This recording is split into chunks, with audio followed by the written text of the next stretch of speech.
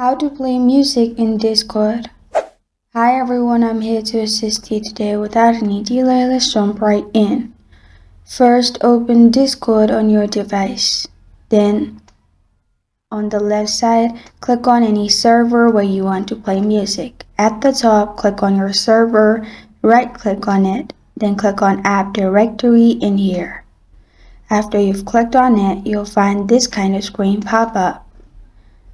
At the top right corner of your screen, in the search bar, simply search for Greenbot.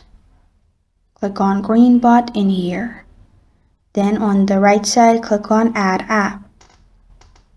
After you have pressed on Add App, scroll down in here and select the server where you want to play music and press on Continue. After you have done that, press on Authorize.